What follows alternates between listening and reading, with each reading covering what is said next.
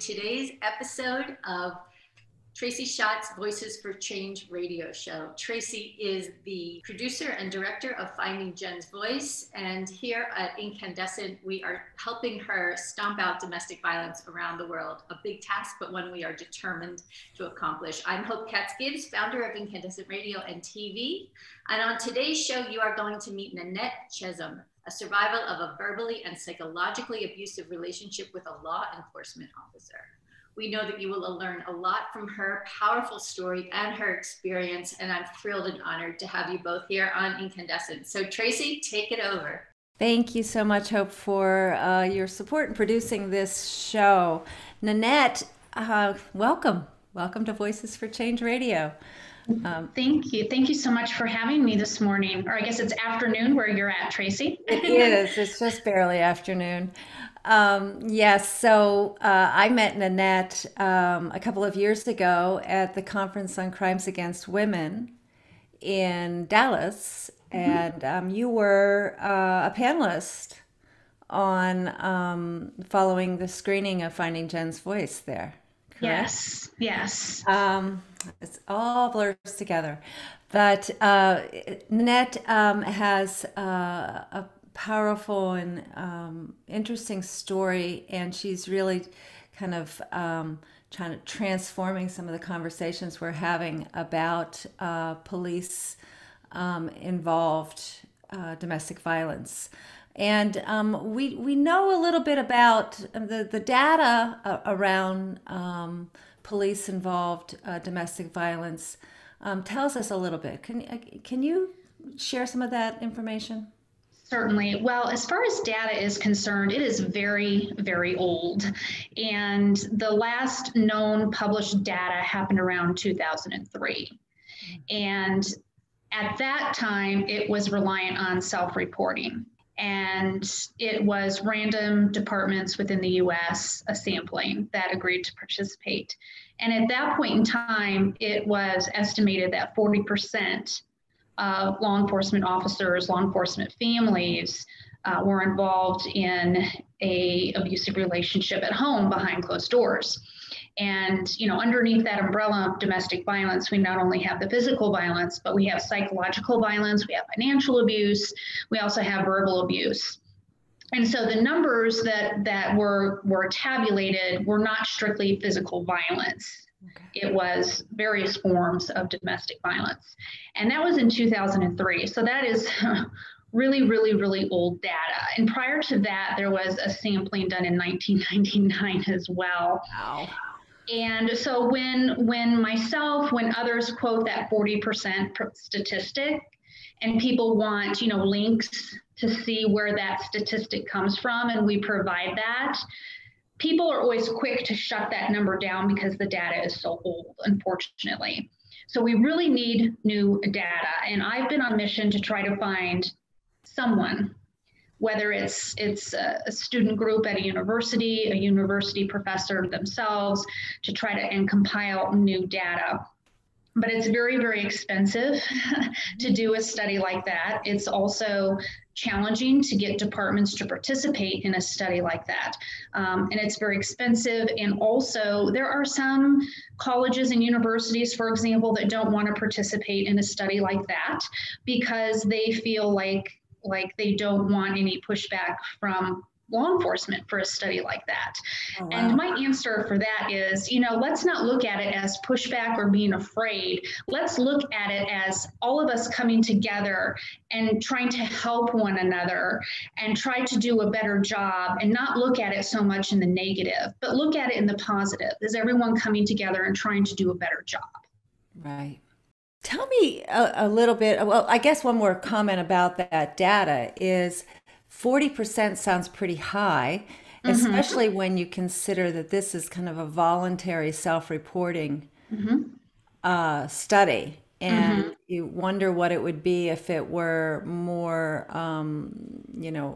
randomized, systematic, with control groups and all of, like the way you're supposed to collect social science data, what it would really turn out to be. I'm very, very curious about that. And so are a lot of other people. I think that it's similar to what we see when we're talking about domestic violence in the military, right? Correct.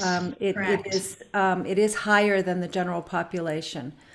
And we think a little bit about just personalities, attracted to,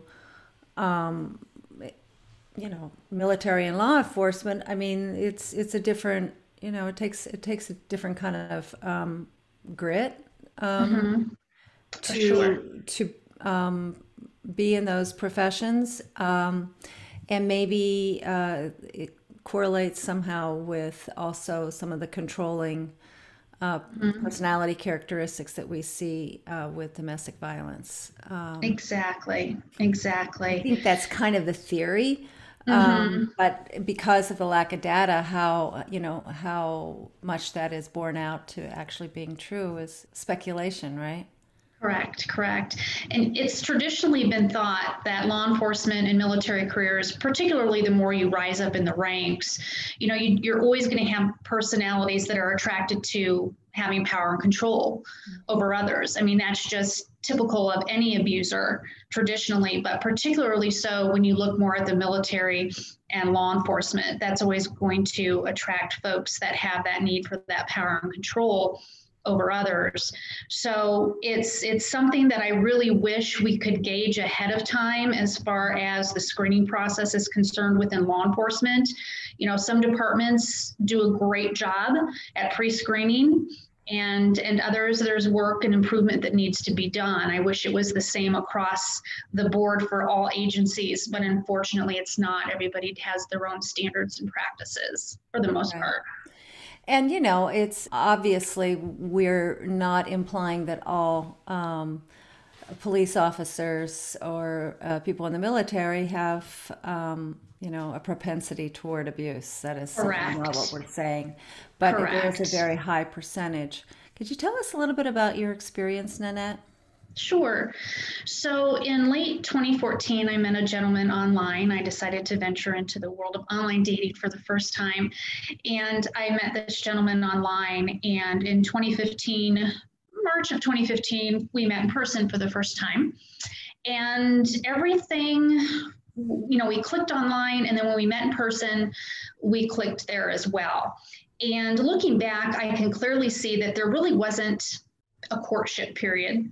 It just automatically became a relationship, and it evolved very quickly. And I started noticing early on, probably about 3 or 4 weeks in, that this gentleman would speak to me using a commanding tone, an authoritative tone. And I noticed it and I felt it. But I brushed it aside because I thought, well, maybe he's just hasn't decompressed from his day at work. And so I used to make a lot of excuses because I had no idea what domestic violence was. I thought domestic violence was strictly physical. So after the commanding and authoritative tones made their appearance early on in our relationship, looking back now, I started to notice back then that there were some small controlling behavior that started to make an appearance in our relationship. Things such as I wasn't loading my dishwasher correctly, or I wasn't reusing my breakfast fork for lunch. I was getting a new fork out of the drawer to use for lunch. I drink almond milk. I don't drink dairy milk. And he had a huge problem with that. He didn't like me drinking water out of water bottles. So he bought me a thermos to drink my water out of. So it was little controlling things that started to pop up into the relationship that I felt. But again, I brushed it aside because I thought I could work on these things with him. Eventually, he started telling on himself. And what I mean by that is he started talking about previous relationships that he had been in the past. And he talked about all of these women in his past that hurt him. And so that made me feel sympathetic because it was pulling on my heartstrings. Like, this poor man, all of these women have just treated him so horribly. But then that conversation evolved into incidents of, a fight at a tavern one evening because he thought his girlfriend at the time was cheating on him with another man. And that evolved into a fight between he and this other supposed man. A girlfriend who accidentally, her arm was slammed in a door one night when they were arguing. So I looked upon these incidents as, he framed it as poor him and the women were the ones at fault. Of course, now I can look back on all of that and see for what it really was. He was the aggressor. Okay. So verbal abuse came into play, snarky comments, comments that made me feel bad about myself. He was an avid mountain biker, and he tried to force that sport on me, which for me, going over big boulders on a little bike is terrifying. A little flat surface is fine with me, but going over boulders is not my thing. So he tried to push that on me, and I ended up spraining my ankle during a mountain bike outing. And after that, I was just terrified to get on the bike, and I would get anxiety, and he would pressure me and make me feel bad and threaten me and say, if you don't like this, this is going to be a problem. So there was always that intimidating presence, that authoritative presence, that dad-child feel to our relationship. And I like to describe these incidents because there are a lot of people that don't understand that verbal and psychological abuse exist.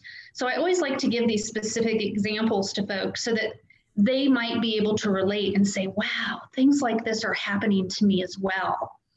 And not look at each incident as an individual incident, but we need to look at all of this. It's a pattern of behavior. Yes, exactly, patterns of behavior. So this is a really long story, so I'll try to simplify it as much as possible. But he actually, probably about 4 or 5 months into the relationship, his behavior escalated one afternoon to him actually pounding on his steering wheel, because I wasn't leaving a restaurant fast enough for him. I wasn't moving fast enough out of the restaurant for him. And we got into his vehicle, into the restaurant, in the restaurant parking lot. And the minute the doors closed in the car, he started literally yelling at me and telling me that when he says move, I better move. And then he started pounding his fists on the steering wheel. That was the first moment where I felt, my whole body felt scared, and I shook, and my brain stopped functioning. And that was a turning point for me when I started to think, who is this man? Who is this man I'm spending time with? And that was a crucial, pivotal moment for me, because I started to look into who he was eventually later on, and I found out some answers. How long were you in the relationship, Nanette? The relationship only lasted 7 months. Right. And a good friend that I had at the time was a DV survivor, and she was also a therapist. And when I was telling her, and coincidentally, her husband was also a sheriff's deputy. So I believe she was in my life for a reason at that point in my life, because I used her as a sounding board.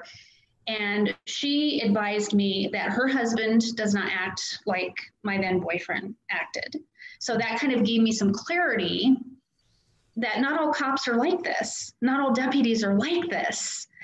And I needed to hear that in that moment. And being a survivor herself, when I would tell her stories about things that were happening, she started to realize what was happening to me before I did, even though she didn't really verbalize it to me at that moment. And that was very helpful to me at that point in my life. And so I started to look into who he is later on, because a lot of the stories that he had told me over the course of our 7 months together about his past just weren't making sense to me. Mm-hmm. And so I started digging into who he is. And when I started to ask him questions and kind of push back a little bit and ask questions, he didn't like that. He didn't like that I was starting to ask questions. And so my friend had told me, wow, at that point we'd only been together 4 or 5 months. And she said, he seems to be someone who escalates rather quickly. I didn't understand what that meant. And then she explained it to me, and it still wasn't computing in my brain at that point. So I started researching who he is, and I didn't find anything online that gave me pause at all using his real name.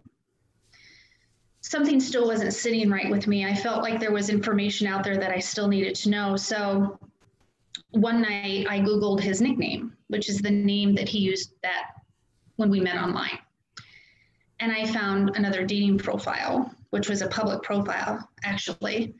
And I confronted him about it via text message, and he called me right away because I wrote, "Are you seeing other women?" He quickly called me and denied it. And when he was explaining to me and denying it, my whole body reacted, and I knew I was being lied to. You know, that women's intuition, you know, never fails. And a couple of days later, I believe, and my friends believe, that I was starting to get a little bit too close to trying to piece together who he is. Right. And he actually ended up breaking up with me 2 days after I confronted him about that dating profile. And one would think, from the outside looking in, who doesn't understand domestic violence, that that would be the end of it. I could move on with my life, but that's not how it works when it's an abusive relationship. And the day that he broke up with me, I called another one of my friends who's a life coach, and I started describing to her things that were happening to me during the course of the relationship and how shaken I was. She interrupts me and she says, "Nanette," she goes, "what you're describing is psychological abuse." And no one had ever put it to me that direct before. Mm-hmm. And she said, "when we get off the phone, I want you to start Googling psychological abuse." And I did. And my entire world opened up. Every single tactic that he had been using on me was listed in every article that I read. And I felt a sense of relief, but then I felt a sense of anger because at that point in time, I was 45 years old. And I thought, my gosh, I'm 45 years old. How could I have let this happen to me? And so it was a lot of self-anger at myself initially. And then eventually that anger turned outward and I directed it, you know, at him, like, how could he do this to me? So in my journey of trying to understand domestic violence and doing online research, I also started wondering, I wonder if law enforcement officers have a higher than normal rate of perpetration. Mm-hmm. And so I started Googling that subject matter. And one of the first sites that I came across, or first bits of information I came across, was a gentleman by the name of Alex Roslin. He's a Canadian journalist, and he wrote a book called Police Wife. And I believe he's actually getting ready to publish his third round of that book because it's been such a successful book for him. And he went around and compiled data from all over the world about law enforcement perpetration. And if you are new to this subject matter, if you are a woman or man just like me who is trying to put the pieces together, the best and first place to start is with Alex Roslin's book, because that opened up so much information to me. And actually reached out to Alex, like a lot of women do when they come across his book. And he's used to survivors reaching out to him, and he was so helpful and so kind, and just really helped me move forward a lot and helped me understand this subject matter. Well, it's incredible. There are a couple of things about your story that really strike me. One is that you recognize it really quickly. Mm-hmm. The other is that you really paid attention to what you were feeling. Mm-hmm. And so often I meet women who just kind of ignored it. When they look at it in retrospect, they're like, yeah, there was this, and this. And it made me feel bad, but I ignored it. Mm-hmm. And, but you didn't. Mm-hmm. So good for you, that you were able to kind of pay attention to those feelings. It sounds like also your support system was really key in helping you. That is definitely key. And I'm so glad you brought that up, because even the folks that I work with during the day in my corporate job, you know, I would tell people here and there that I trusted, and they were incredibly supportive here at my workplace. And my friends outside of work were incredibly supportive. And that really helps. My heart, I always start to tear up a little bit at this part because there are so many women out there who are so isolated, mm-hmm. and they don't have the support network that I have. Right. And at least 2 to 3 women reach out to me every week. They find me online. They find me on social media. Mm-hmm. And some of these women are so isolated and have no support system in their community. Their friends have turned their backs on them. Their families don't believe them, because how can this pillar of the community who wears a badge, you know, who has maybe won a hero award or 2, how can this gentleman be like this behind closed doors? And they feel so isolated and not believed, particularly women in rural areas. You know, they're so isolated. So I'm grateful every single day that I have the support system that I have. And I don't take that for granted, because there are others that don't have what I have. Yeah, that support system, I think, is so key, and it's one of the things that I hope that people take away from these conversations that we're having on Voices for Change, mm-hmm. which is, don't turn your back on your friends just because you don't understand her situation. Right. You know? She really needs your support, mm-hmm. and try to understand, you know, the experience. Mm-hmm. So you were fortunate in that way, for sure. Mm-hmm. I also kind of appreciate how you really became a scholar around this and really tried mm-hmm. to learn as much as you could. So you're working again with survivors, but you're also you've been involved with training police officers. Yes. So yes. Tell me about that, and what is it? What's your goal around training law enforcement? Well, my goal around training law enforcement is to catch them early on when they're in the academy process, because I think that's crucial and that's key. Every state is different, but during the academy process, the training for domestic violence varies. And unfortunately, even though domestic violence calls are the number 1 call that law enforcement responds to, and even though it's the most deadly call that law enforcement responds to in terms of loss and injury to law enforcement officers, the training is minimal in academy. It's either 8 to 16 hours. And boy, oh boy, we need more hours than that, because 8 hours just does not even cover half of domestic violence and learning about that. So I try to catch them in the academy process, and I speak to instructors at this point to try to persuade them to include that in their instruction and their education early on. Also in the state of Colorado, I've met with a number of chiefs of police here in this state, and I've had phone calls with chiefs in other states, but I'm one woman, so I'm kind of trying to focus on my neck of the woods. Sure. And I can tell you, I have had a lot of support from chiefs of police in the state of Colorado, the phone calls and the meetings that I've had. And I actually presented at a conference in 2019, the Colorado Organization for Victims Assistance. And I had a chief of police that actually came up to me afterwards here in the state of Colorado, and we're actually going to partner, and we're going to talk about OIDV at an upcoming future conference this year. So I'm really, really excited about that, because not only are they going to hear at this conference my story, but they're also going to hear from a chief of police's point of view what needs to be done, what should be done, and how this should be handled, because this particular chief had an OIDV incident in his department. And he agrees that we need to talk about it a bit more. Well, and the police officers that I've spoken with who are concerned about domestic violence in general mm-hmm. are outraged when it's one of their own. You know, mm-hmm. there's a great deal of pride around, doing the right thing, and clearly domestic violence is not the right thing, and psychological abuse is so long lasting in terms of its effects. And, you know, you were in a relationship for 7 months with a psychologically abusive person, and it's had a lasting impact on you. And as you said, you know, you were like, I'm 45 years old. Like, how did I let myself get here? And why is this still bothering me? It's a really powerful thing when somebody you care deeply about tells you that you're worthless.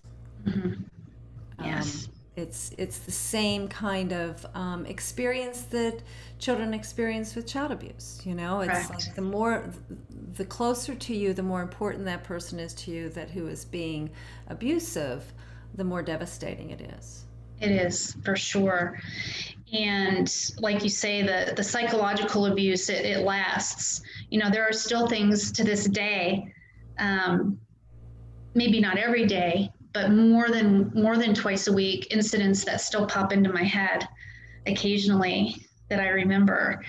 And actually, when the relationship ended, I made a list of every incident that I could think of involving him and his tactics of verbal and psychological abuse. And I kept that list in a file. And in order to help process my feelings after the relationship ended, I wrote a draft email to his chief of police with no intentions of sending it. It was just a way for me to feel like I was doing something.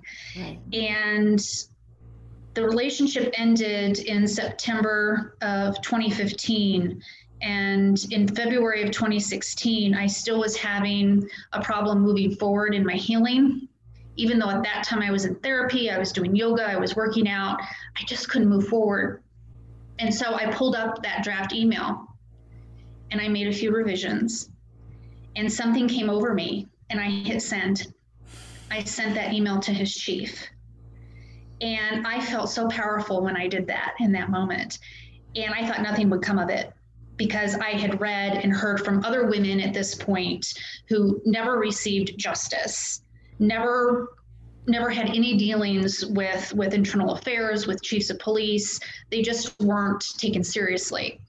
So I thought, I'll just be filed away somewhere, and that will be it. That'll be the end of it. But at least I let his chief know who his officer is behind closed doors.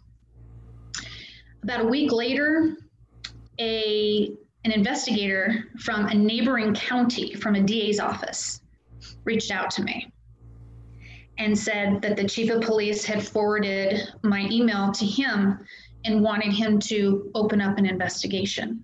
Wow. And he did. And I thought nothing would come of it because he never physically laid his hands on me.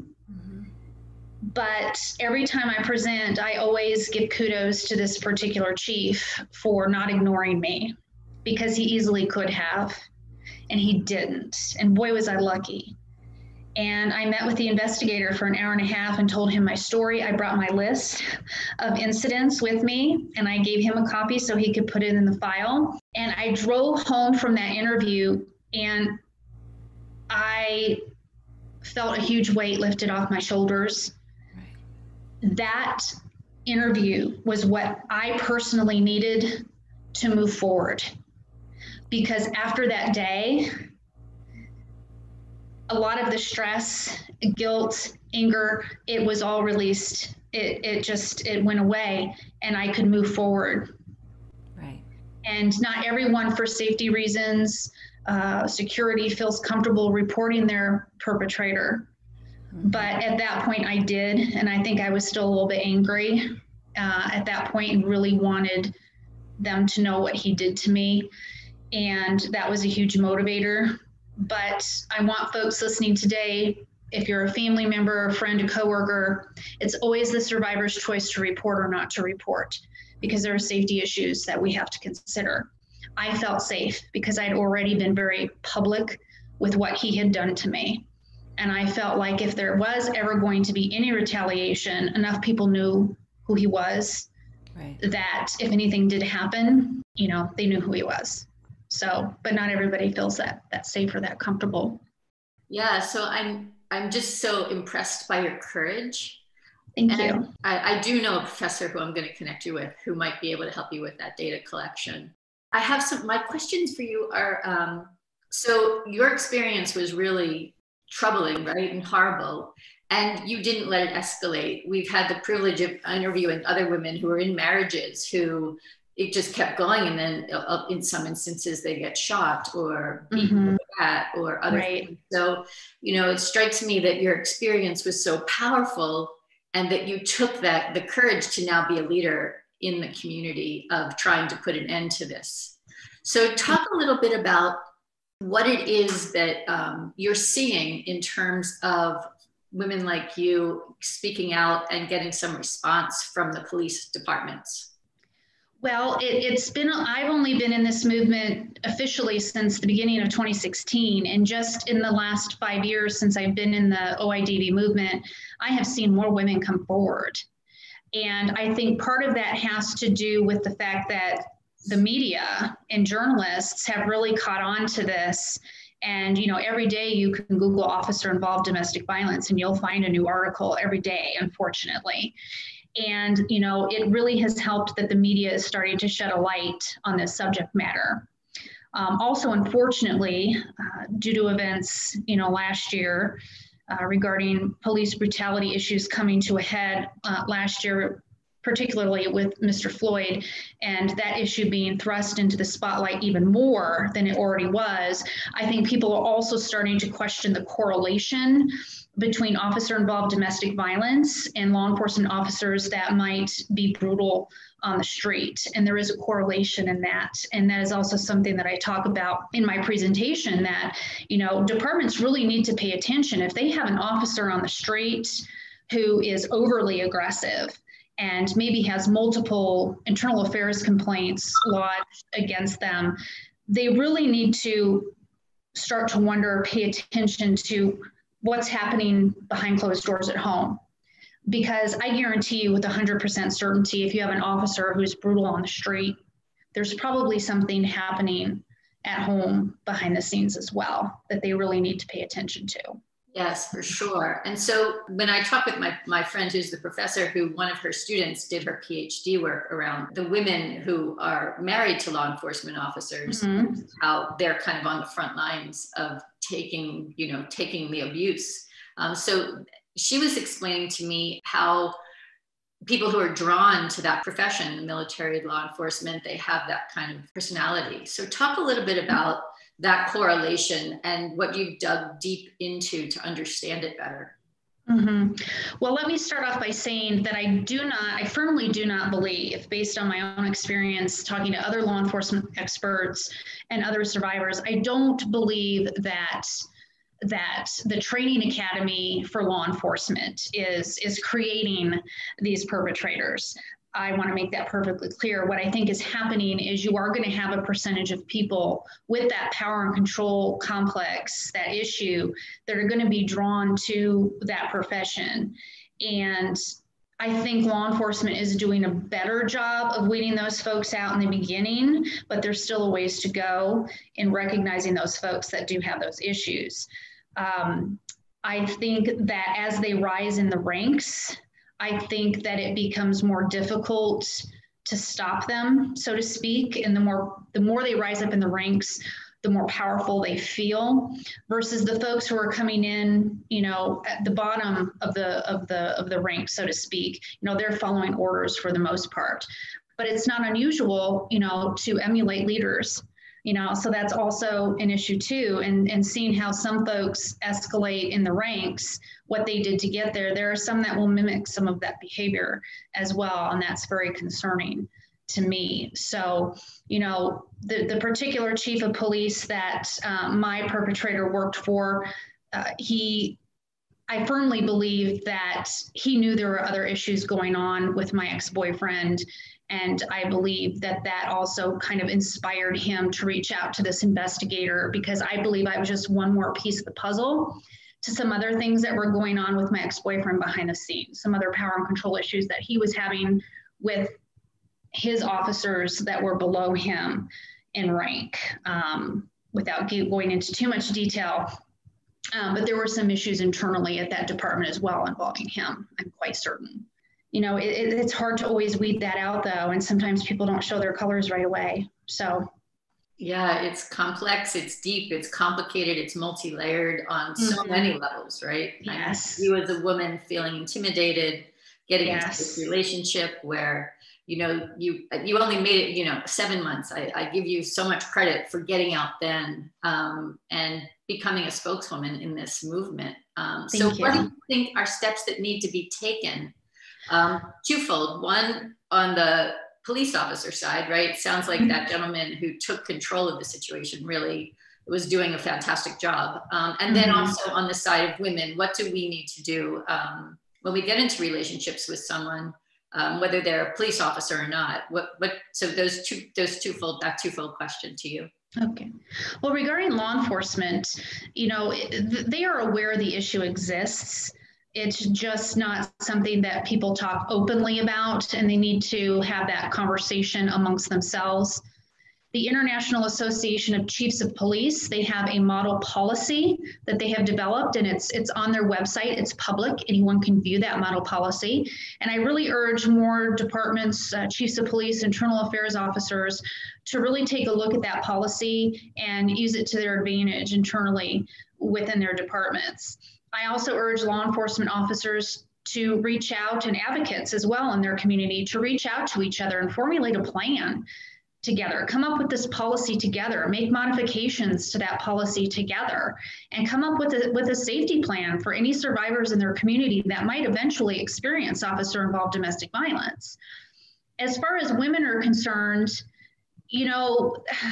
we can do research and research all we want, but these perpetrators are so clever and they're so charming in the beginning.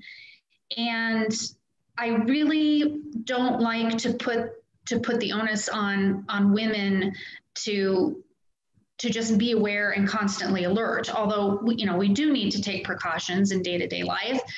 But these folks are so good at what they do that we often don't recognize it right away, because not a lot of people understand what domestic violence is. And B, a lot of people don't feel comfortable discussing it in schools or in their own families. So as women, I think we need to look out for our fellow sisters. And if we see something happening in a friend's relationship, maybe out of fear that relationship will end, that friendship will end, we do kind of need to put the bug in the ear and say, gosh, I just don't like the way he talks to you. How does that make you feel? And kind of start out that way without casting any blame, just to plant that seed. But it is my goal that one day we can eradicate this. And I know that's a tough ask because it's so insidious and so interwoven in our society. But I would love for that DV to be eradicated. But that requires a lot from everybody to do that. Yeah, for sure. And, when Tracy approached me to help her promote her work with Finding Jen's Voice and Voices for Change, I'm like, we need to put an end to this, but how? Right. How? Awareness, right? And just talking about it, bringing it to the attention. I think every woman has been in some kind of relationship where they feel power and control, and they don't know what to do. We're trained to be such good girls that, like you said, your heartstrings were pulled on and you wanted to be that, if you just love him enough, that won't happen. Exactly. Yes. Exactly. Right. Exactly. But then it hits that tipping point where your whole body, you said, no, there's something going on here that's not okay. And you had that self-awareness. I give you so much credit for ending it, right? And he actually is the one that ended it, because I was starting to ask too many questions. That was I'm away. Yes. Yeah.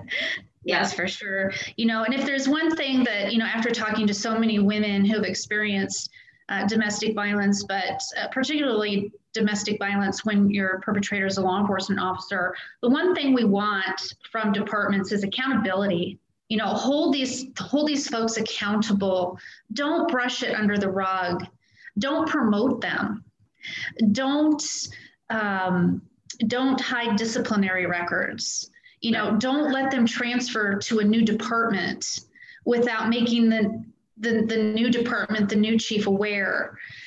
you know, in a perfect world, I would love to have some sort of nationwide, heck, even worldwide database where, you know, we can pull this up and look at these officers specifically targeting domestic violence and who our perpetrators are.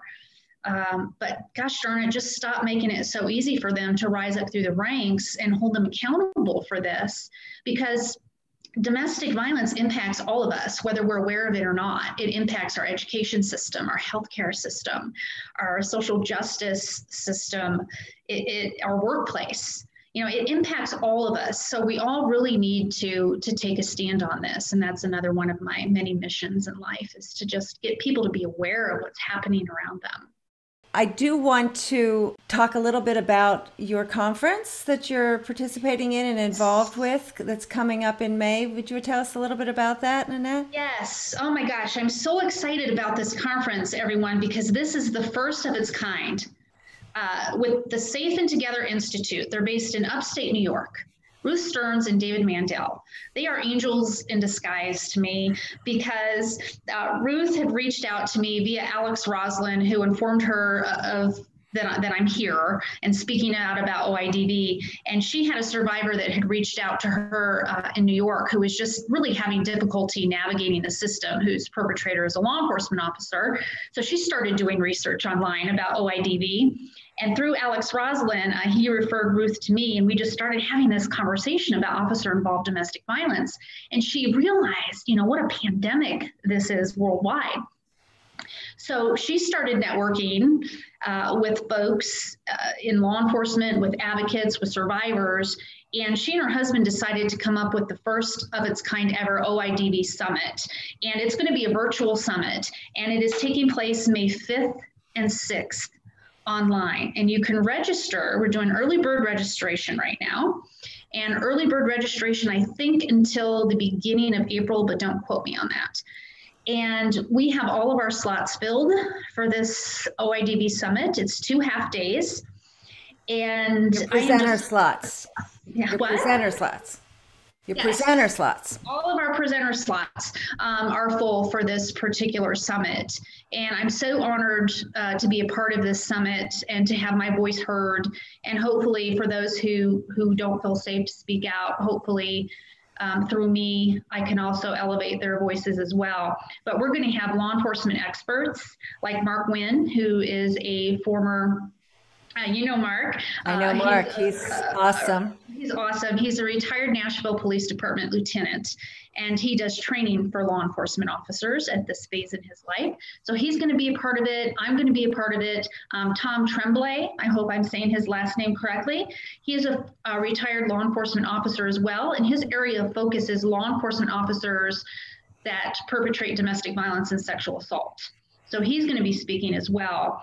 Other survivors, I believe Leonore Johnson, if you want to Google Leonore, Lenore Johnson, she's a sociologist, and she did an early study about OIDV. I believe it was back in 1999, and she also spoke to the FBI about law enforcement officers that perpetrate. So she's going to be presenting, and I'm really excited about this because this is something that we've all wanted for a very long time, to have our voices elevated through a platform like this. And Safe and Together Institute has decided to take this platform on, and they are worldwide. So we're going to have people from all over the world watching. Very cool. Well, congratulations. It's the first, it really is the first ever conference solely talking about officer-involved domestic violence. Yes. Thank you so much for You're bringing this to light and helping people understand it. There's a lot of talk about police, and unfortunately, a lot of it hasn't been very flattering over the last year. But I think that you're demonstrating that getting police involved in fighting the problem is key to making it going away. Mm-hmm. Right. And we're actually doing a webinar on March 11th with some of our friends from CCAW, including Kara Breeden and Kelsey McKay. Yes. And we're going to be talking about how community organizations can work with police to fight domestic violence in a way that's more victim-centric. Wonderful. So we're talking, and we're calling it beyond defunding. Like, let's take that conversation to the next level, right? Sure. What does that mean? So I'm really excited to be bringing these important conversations to light, and I'm so happy that you were able to join us. One last question for Nanette, if that's okay. Tell us about your life now, your personal life. How are you feeling? Do you feel less traumatized? I do. Yeah, I feel less traumatized. I still suffer some vicarious trauma through listening to other stories, like we all do from time to time, but I have that under control. My personal life is great. I'm happy. My day job, my corporate career, same company I've been with since 2003. They're very supportive. I'm very happy here. My friends, I have plenty of friends. I can't wait till this COVID business is over with so we can all take a trip together. I really want to go to Spain, but I'm not going yet because I don't want to get stuck over there in case there's another outbreak. But life is good. I don't have any complaints. I enjoy my life. I'm living in a community that I love. And, the sky's the limit at this point. And my focus is on maintaining my career here at my corporate job, but also escalating my advocacy and activism in the world of OIDV. So no complaints. Well, I thank you so much for your words of wisdom, and I hope that everybody kind of really can take away that if you know somebody who's involved, particularly in OIDV, but any kind of domestic violence, be supportive, be a friend. You're the key to helping her leave. Yes. And it's okay to call it domestic violence even when you don't have broken bones and black eyes. Correct. Thanks so much. Yes, thank you, ladies. Thank you both. It's been a pleasure. Nanette Chezum, she is just an incredible advocate for officer-involved domestic abuse, domestic violence. And their summit, May 5th and 6th, will bring you more information about that. Thank you, Tracy Schott, amazing filmmaker. Yeah, and I do want to give everybody a heads up. Next week, March 9th, we're going to be interviewing Jackson Katz, who is going to be talking to us about the role of men in ending domestic violence. He's a nationally known speaker, and we're really thrilled to have him. So keep following us, and thanks for doing the hard work. Thanks.